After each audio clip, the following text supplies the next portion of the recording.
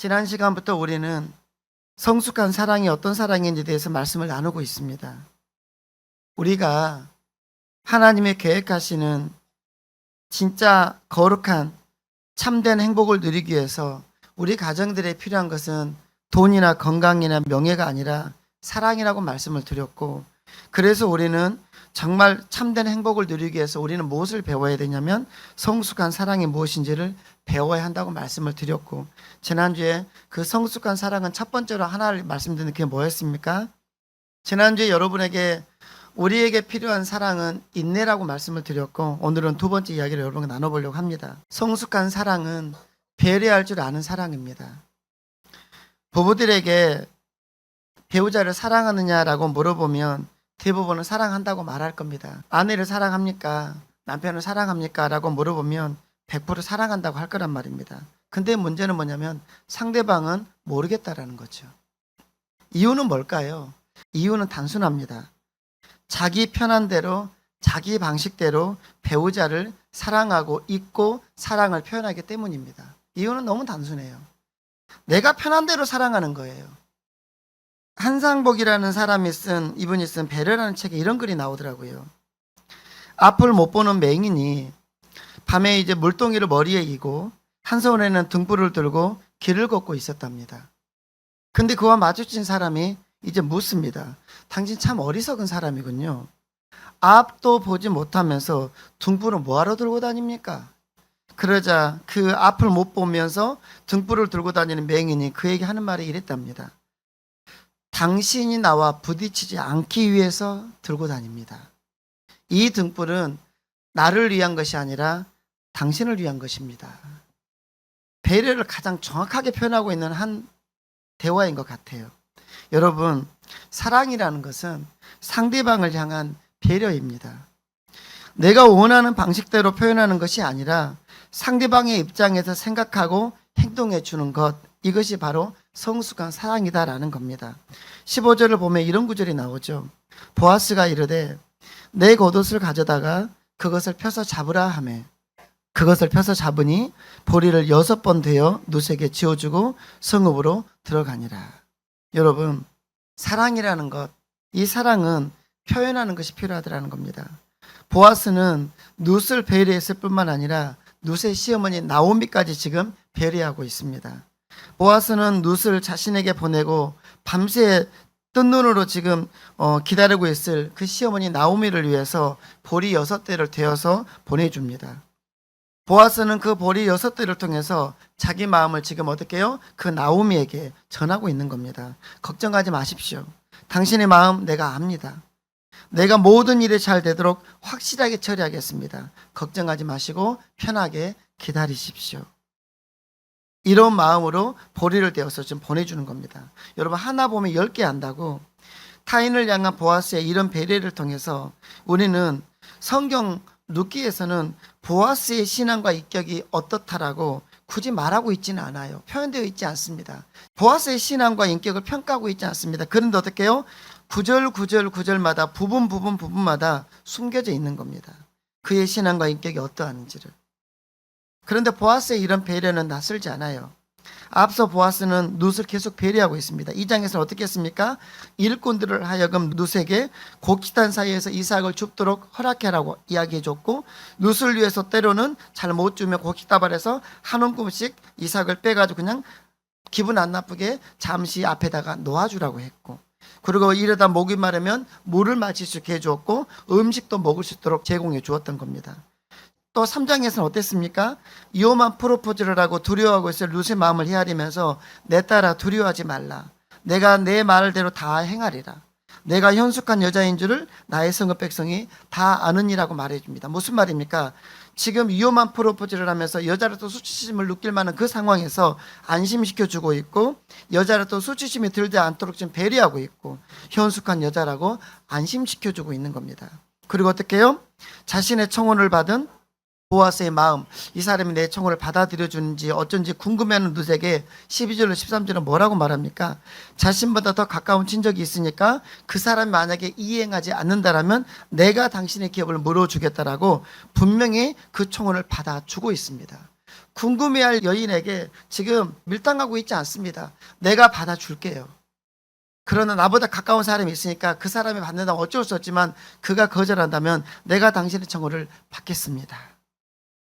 한마디로 보아스는 모든 영역에서 상대방의 마음을 헤아리면서, 이걸 우리 뭐라고 합니까? 공감이라고 하죠. 그러면서 룻을 따뜻하게 배려함으로 그의 사랑을 표현하고 있는 겁니다. 여러분, 오늘 우리에게 필요한 사랑은, 오늘 이 시대의 사람들에게 필요한 사랑은 무엇이냐면 바로 상대방을 향한 배려인 것 같아요. 내가 원하는 방식대로 해놓고 왜 내 마음 몰라주냐라고 말하는 게 아니라 상대방의 입장에서 상대방의 마음을 헤아리며 상대방이 원하는 것을 표현해 주는 것이 필요한 거랍니다. 그런데 배려의 최고의 사랑을 보여주신 분은 하나님이세요. 무슨 말입니까? 우리 인간이 죄로 인해서 하나님을 잊어버렸고 하나님과의 관계가 끊어질 때마다 하나님 어떻게 해요? 수많은 당신의 선지자들이나 당신의 종들을 인간들에게 보내셔서 하나님의 사랑을 전해주셨습니다. 그런데 죄악된 인간은요, 그런 하나님의 마음과 사랑을 깨닫지를 않아요. 못해요. 결국 하나님의 최후의 방법을 쓰시는데 그것이 무엇입니까? 이 땅에 하나님께서 신의 영역에서 인간의 모습으로 이 땅에 내려와 버리신 겁니다. 그게 뭐라고 합니까? 어려운 말로 성육신했다고 하시죠. 성육신. 이 땅에 아기 예수로 오셔버린 겁니다. 왜 오신 겁니까? 인간들이 깨닫지 못하니까 인간의 몸으로 땅에 오셔서 우리와 함께 대화하시면서 당신의 사랑을, 하나님의 나라를 가르쳐 주시러 오신 거예요. 뭐 하려고요? 예, 우리를 사랑해 주시려고. 그리고 우리를 향한 당신의 마음과 사랑을 우리가 알 수 있도록 직접 표현해 주셨더라는 겁니다.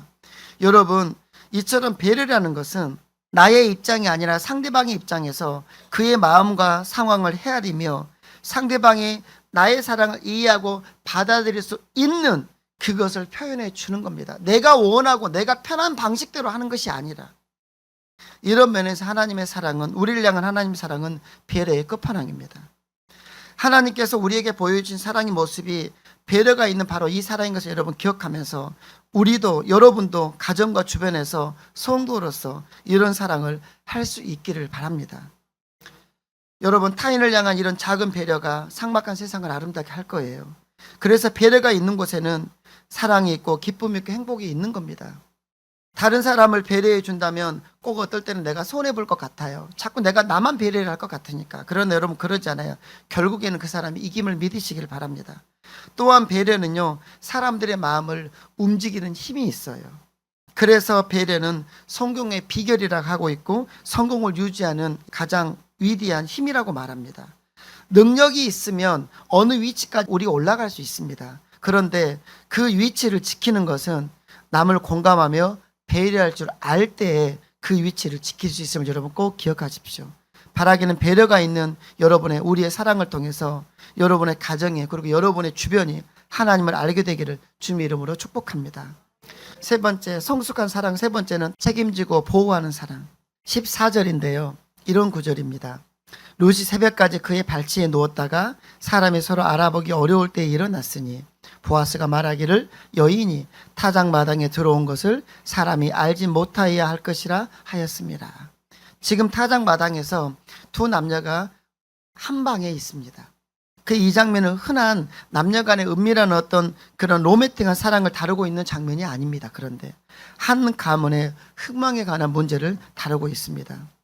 이런 상황에서 보아스는 이제 그 여인 룻에게 새벽까지 누웠다가 사람들이 모를 때 조용히 돌아가라라고 하고 있습니다. 이유는 두 가지예요. 이렇게 말한 이유, 첫 번째는 뭐냐면 이 지금 룻기의 배경이 되는 사사시대는 그 어느 때보다 도덕적으로 그리고 성적으로 문란한 시대였기 때문에 여인이 혼자서 밤늦게 어디를 돌아다니면 어떤 봉변을 당할지 모를 만큼 그렇게 험악하고 위험했던 시대였기 때문에 가지 말라는 것이었고, 두 번째는 그렇다고 날이 밝아 안전할 때 집으로 돌아가다가 다른 사람들 눈에 띄면 부정한 여인으로 낙인 찍혀서 돌 맞아 죽을 수도 있기 때문이었던 겁니다. 그러므로 보아스는 안전하면서도 사람들이 형체를 알아보기 어려운 새벽 시간을 이용해서 조용히 룻을 집으로 돌려보냈다라는 이야기입니다. 이스라엘에서는 책임을 회피하는 사람을 가장 악한 부류 중에 한 부류로 본다고 합니다. 이런 윤리적인 분위기는 계속 중세까지 이어졌고, 그래서 단테 신곡을 보면 지옥의 맨 밑바닥에 내려간 사람 중에 배신자와 책임을 회피한 사람이 있다고 합니다. 이런 사람들은 배신자, 그리고 책임을 가정에서 가장으로서 또는 어머니로서 어찌됐든 자신의 책임을 회피한 사람은 어떻게 해요? 지옥 밑바닥에 내려가야 된다고 생각했다라는 겁니다. 앞서 보아스는 룻에게 자신이 친족으로서의 의무와 책임을 다할 것이라고 약속했죠. 그렇기 때문에 이 보아스는 룻의 육체에는 손을 대지 않았고 자신이 책임을 이행하는 과정에서 다른 사람들이 오해받는 일이 생기지 않도록 지금 최대한의 조치를 취해주고 있더라는 겁니다. 이게 무엇입니까? 보호입니다. 보호. 또한 그녀가 한밤중에 길 가다 해를 당하지 않도록 세심하게 지금 룻에게 일을 지시하고 있는 모습을 보여줍니다. 이것이 바로 무엇입니까? 성숙함입니다. 성숙한 사랑이고, 이 사랑은 무엇입니까? 사랑하는 사람을 책임지고 보호해주는 자의 모습입니다. 우리는 부모로서의 이 책임이 있어야 할 것이고, 배우자로서의 서로 간의 이 책임을 져야 합니다. 우리가 결혼할 때 어떤 이야기를 하는 겁니까? 이 사람을 끝까지 책임지겠다라고.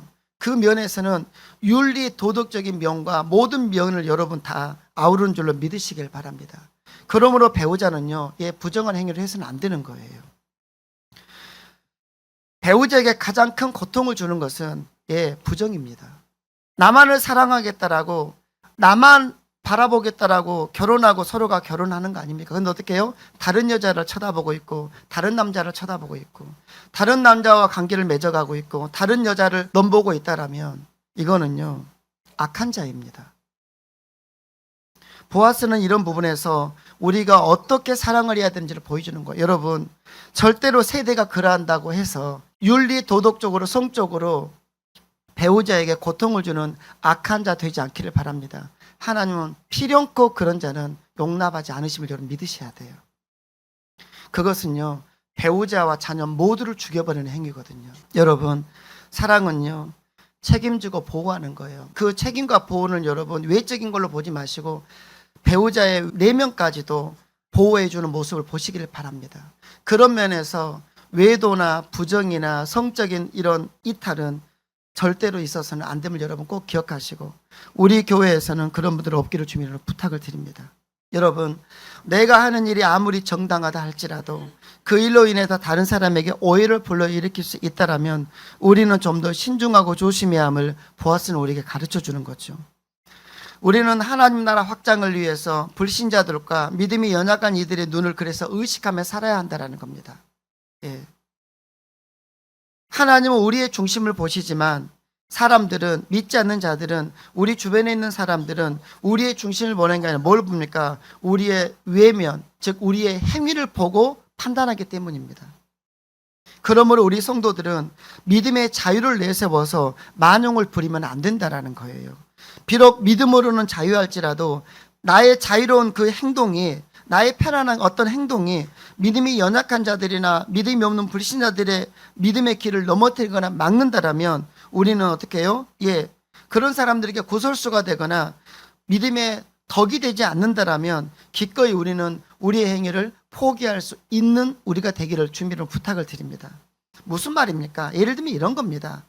술이나 담배의 문제나 도박이나 향락이나 사치 등의 이런 문제는 이런 관점에서 보셔야 된다라는 거예요.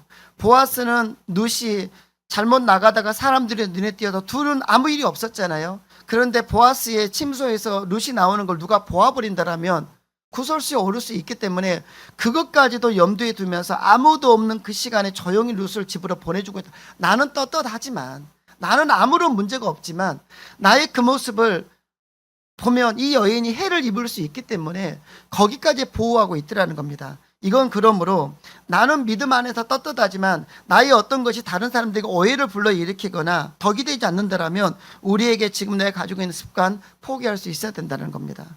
보아스가 룻을 사랑했기 때문에 룻을 주변 사람들에게 책임지고 보호했던 것처럼 우리도 성도들로서 우리의 행위를 조심하는 것이 우리 주변에 있는 불신자들과 많은 사람들을 향한 사랑인 것을 여러분 기억해 주시라는 겁니다.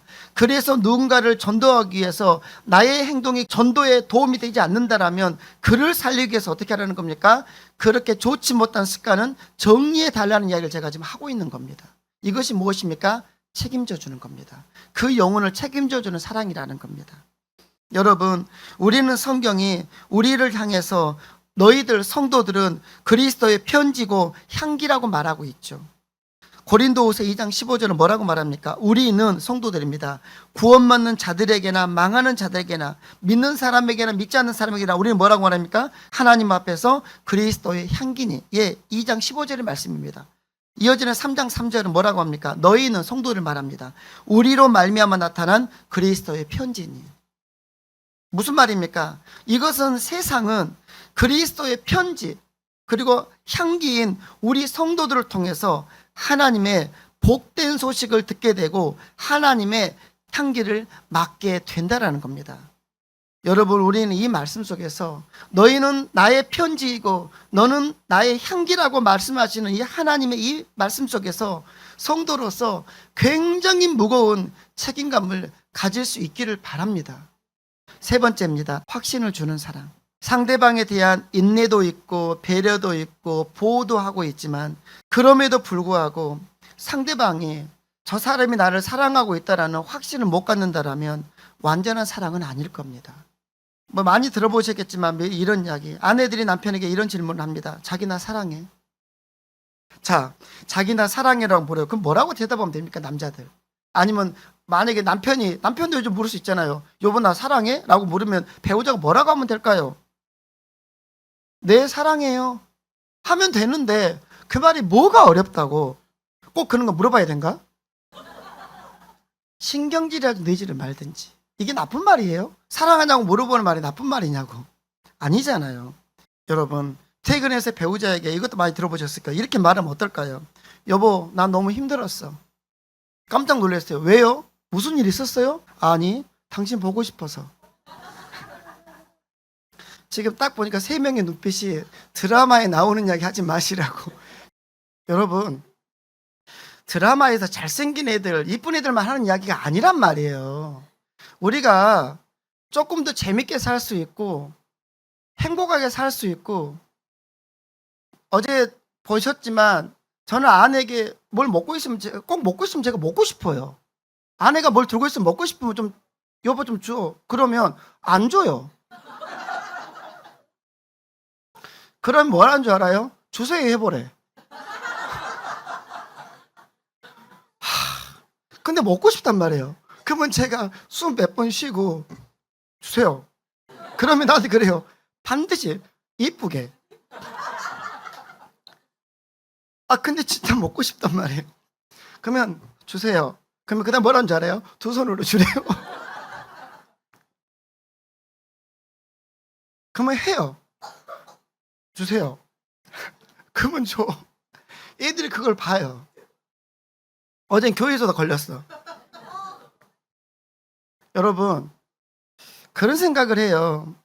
제가 사랑을 이야기하고 있잖아요. 돈이 많아야 이게 돈하고 관계가 있나요? 근데 그 모습을 아이들이 본다고 생각을 해보세요. 그렇게 사는 모습을 본다고. 물론 비굴하긴 하지만 그렇게 얻어먹고 있는 아버지의 모습을 보는 거예요. 그러면 애들이 그럴까요? 우리 아버지 참 비굴하다 이렇게 볼 것 같습니까, 여러분? 그러지 않는 거 아시죠? 일부러 해요. 근데 재밌기도 해요. 신혼 때부터 그래가 지금까지 언제나 끊을지 모르겠지만 아마 끝까지 할 것 같아요, 저분은.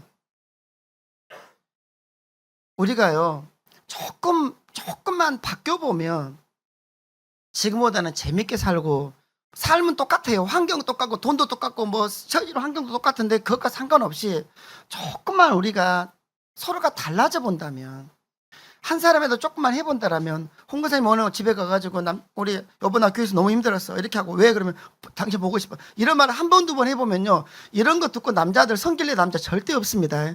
앞에서 에이 부끄러워 이렇게 할 수는 있겠지만 속으로는 입을 뒤집어쓰고 웃을 수도 있어요, 남자들. 여자분들도 마찬가지예요. 남자들부터 해보세요, 옆 집에 가갖고. 여러분, 다른 거 아니에요. 이게 확신이라는 겁니다. 그럴 때 아이들은 우리 엄마 아빠는 서로 사랑하는구나, 저렇게 지주고 볶고 사는구나, 이렇게 산단 말이에요. 상대방에 대한 나의 마음이 당신을 향한 나의 마음이 변치 않았습니다. 나는 여전히 당신을 존경하고 있고 사랑합니다 라고 하면 힘이 안 낼 사람이 어디 있겠어요, 여러분. 아무리 힘든 일이라도 집에서 아내가 남편이 나를 사랑해주고 나를 믿어주고 있고 나 하나 보고 있다고 생각한다면 여러분 얼마나 힘이 날 것 같습니까? 그래서 아까 앞에 세 번째 말씀드린 것처럼 다른 남자를 쳐다보고 다른 여자를 쳐다보고 거기에다가 힘을 쏟고 돈을 쓰는 것은 악한 거예요. 그건 사람 다 죽이는 거예요, 여러분. 보아스는 룻에게 보리를 6번 데워주었습니다. 이건 뭡니까? 사랑의 증표입니다. 왜 사랑의 증표입니까? 내가 당신을 사랑한다는 표시입니다. 우리는 십자가를 보면 뭘 확신합니까? 우리는 십자가를 보면 죄인을 향한 하나님의 사랑을 보게 됩니다. 십자가는 그 증표이거든요. 그 다음에 무엇이 됩니까? 그 다음에는 그 십자가는 나를 향한 하나님의 사랑입니다. 나를 위해서 저기서 죽으셨구나. 이게 십자가란 말입니다. 그래서 십자가는 나를 향한 하나님의 사랑의 증표입니다. 마치 보아스의 보리 6대가 보아스가 룻과 나오미를 향한 증표였던 것처럼 언젠가 아내가 막내 아르미에게 구두를 한 개를 사준 적이 있어요. 그랬더니 이 아이가 엄마가 자기를 사랑하고 예뻐해서 구두를 사줬다고 저렇게 자랑하는 거예요. 돈은 내가 냈는데. 그리고 방에서 신고 돌아다닙니다. 엄마가 구두 사줬다고. 아림에게는 구두가 뭡니까? 엄마의 사랑의 증표이죠. 엄마가 나를 사랑한다, 아빠가 나를 사랑한다라는 그걸 확신하는 증표가 뭐였습니까? 구두라는 겁니다. 그런 게 우리에게 많을수록 좋겠죠. 이처럼 보아스가 룻에게 데워준 보리는 사랑의 증표로서 역할을 하고 있는 겁니다. 그래서 그걸 가지고 가니까 뭡니까? 그 보리를 보고 나오미가 뭐라고 합니까? 18절에서 나오미 이렇게 말합니다. 내 딸아, 이 사건이 어떻게 될지 알기까지 앉아있으라. 그 사람이 보아스겠죠? 오늘 이 일을 성취하기 전에 쉬지 아니하리라. 나오미는 알았던 겁니다. 이 보리 6대, 이 증표, 이 확신의 증표를 가지고 이제 이 보아스가 내 며느리 룻의 청혼을 받아들였고 그 결혼을 성사시키기 위해서 예쓰겠구나. 여러분, 사실 우리에게는 이 확신이 필요합니다. 이 시대에 아무리 어려워도 서로를 향한 믿음의 사랑의 확신이 있다라면 우리는 흔들리지 않을 수 있어요. 사랑하는 여러분, 오늘날 많은 가정이 행복을 잃어버리고 살고 더 행복할 수 있지만 여기까지밖에 행복하지 못한 이유가 뭘까요? 돈이 부족해서입니까? 아니면 건강 때문입니까? 여가를 많이 보내지 못해서 그런가요? 아닙니다. 그러지 않는 거 아시잖아요. 솔직히 우리는 예전보다 우리 더 3, 40년 전에 우리 선배 세대들보다 더 훨씬 나은 환경 속에서 경제적으로 더 나았고 모든 환경이 좋은 속에서 더 풍족한 여가와 누림을 누리고 살고 있습니다. 그런데 왜 우리는 더 행복해지지 않는 겁니까? 왜 가정에서 참된 안식과 기쁨과 그런 편안함을 우리는 잃어버리고 사냐 그 말이에요. 그것은 제가 생각할 때는 여전히 어떤 상황 속에서도 서로 사랑한다는 이 확신이 희미해졌기 때문이 아니냐 그 말이에요. 연애에서 결혼을 했단 말이에요. 그리고 10년 되고 20년 되고 살아와. 그러다 보니 어떻게 해요? 날까마던 그 감정은 다 잃어버리는 거예요. 여러분, 다시 살려보시기를 바랍니다. 다시 살려보세요. 남이 그렇게 산다고 이웃집 여자가 그렇게 산다고 나도 그렇게 살아야 되나요? 10년이 되고 20년이 되고 30년이 돼도 늘 재미있게 알콩달콩 연애하듯이 그렇게 살 수는 없겠냐라는 거예요. 이제라도 한번 그렇게 살기 위해서 노력해보는 여러분의 가정들이 되기를 주님으로 부탁을 드립니다. 한 가지 이야기로 말씀을 마치려고 합니다. 한 남자가 결혼하고 처음으로 아내에게 1년이 아니라 처음으로 아내의 생일 선물을 준비를 했답니다. 그간에 살아온 삶이 너무 빠듯하고 어려워서 작은 생일 선물조차 준비하지 못했던 남편이었답니다. 남자는 작은 나무 상자에 그간 정성껏 준비한 선물을 넣었고 빨간 리본으로 예쁘게 묶었습니다.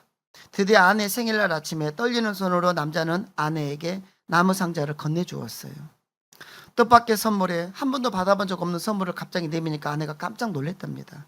떨리는 마음으로 이제 리모를 풀고 뚜껑을 열어보았어요. 그 나무 상자 속에는 뭐가 들어있었냐면 우리의 기도와 달라요. 500원짜리 동전과 100원짜리 동전이 수북히 들어있었답니다. 그래야 그게 얼마나 됐겠어요. 당황해하는 아내에게 남편이 말합니다. 여보, 미안해요. 이것밖에 못 해줘서. 그래도 지난 1년간 계속 모은 겁니다. 상자에 동전을 넣을 때마다 당신을 생각했답니다. 순간 여자는 자기 남편이 지금 어떤 삶을 살고 있고 그 상황을 너무 잘 알기에 눈물이 핑 돌고 흘러내리는 눈물을 주체하지 못했다고 합니다. 선물을 받은 여자는 그 돈을 쓸 수 없어서 통장을 만들었습니다. 그 이후에 남편의 나무 상자는 해년마다 전달이 되었답니다. 시간이 흘러 여자는 간혹 동창회에 나가요. 거기에서 친구들이 자랑을 듣고 납니다. 그런데 여자는 웃기만 할 뿐이에요. 명품백보다 다이아 반지보다 이미 이 여자분은 더 소중하고 값진 사랑의 증표를 늘 가지고 있었기 때문이에요. 아내를 생각하며 최선을 다해 선물을 준비하는 남편과 그리고 그 선물을 값지게 여기며 기뻐함으로 받는 그 아내. 몇 푼 안 되는 돈이겠지만 여러분, 이 가정은 그 돈의 액수를 떠나서 분명 행복한 가정이자 이 부부는 성숙한 사랑을 하는 부부일 겁니다. 이제 우리가 우리의 이야기로 돌아와서 우리가 타인과 내 주변에 있는 사람들과의 세상적인 비교를 조금만 내려놓는다라면, 자녀를 놓고도 배우자를 놓고도 살고 있는 삶의 질을 놓고도 타인과의 이웃들과의 가족들과의 그런 세상적인 비교를 조금만 내려놓는다라면 우리는 지금보다는 행복해질 거라고 저는 감히 말하고 싶습니다. 사랑하는 여러분, 우리 짧은 인생 삽니다. 길지 않아요. 저도 50이 넘었는데 언제 제가 이 나이 먹었는지 솔직히 모르겠어요. 짧은 인생 사는 동안 서로 사랑하며 알콩달콩 정말 죽고 못 사는 여러분 되셨으면 참 좋겠습니다. 짧은 인생 사는 동안 왼수처럼 쳐다보면서 째려보면서 살지 않았으면 좋겠어요. 그래서 그렇게 짧은 인생 서로 사랑하며 살다가 그 사람이 떠난 뒤에도 그냥 나 그 사람을 후회 없이 사랑했다라고 슬프지만 미소 지을 수 있는 여러분 되시기를 주님의 이름으로 부탁드립니다.